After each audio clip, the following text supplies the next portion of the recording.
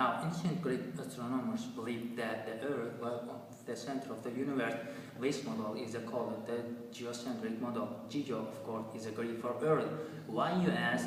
Did they think the Earth was at the center of everything? Well, let's think about it a little.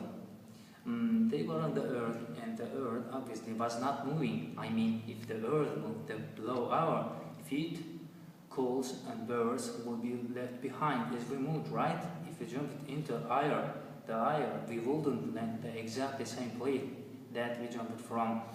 We had feel a constant breeze on our cheeks caused by the Earth's movement.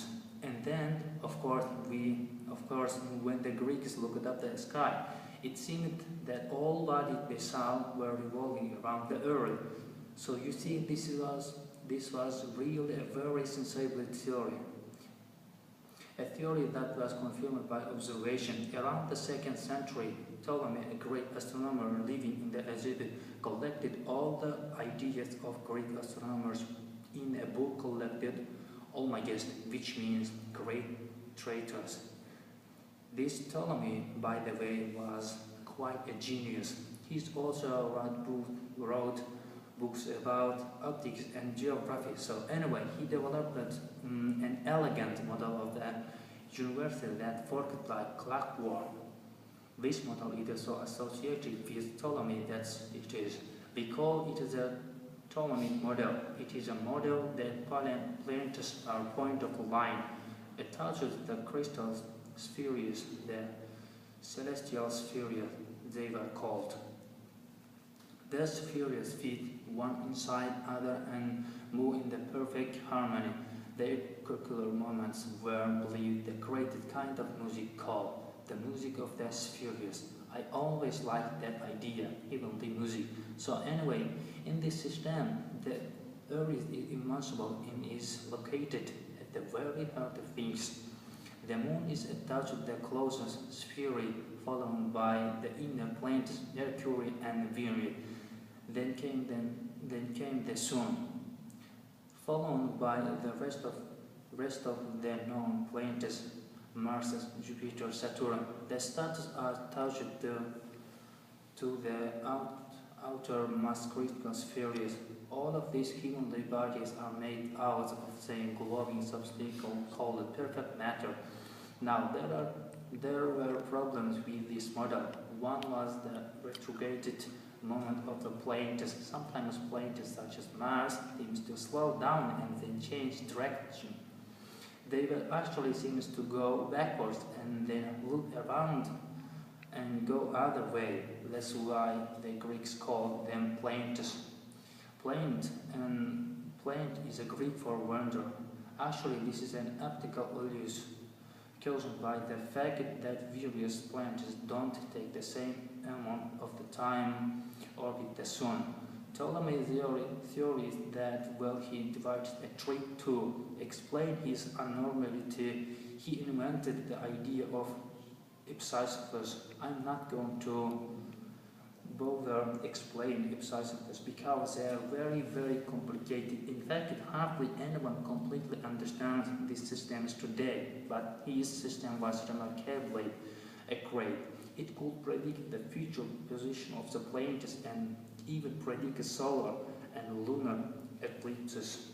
Well, this Earth-concerned model was accepted by almost everyone for, well, almost 100 years. By the Middle Ages, the Ptolemaic system had become parcel of the medieval worldview, part of the religion, philosophy, science. The planets and the stars were believed to have all kinds of power influence on the Earth to shape people's destinies. Then in the 16th century, Nicholas Copernicus, a scientist from Earth Prussia. Now, part of the Poland came up with a revolutionary theory. It was the heliocentric model. Helio is a Greek for sun. It is also called the Copernicus model.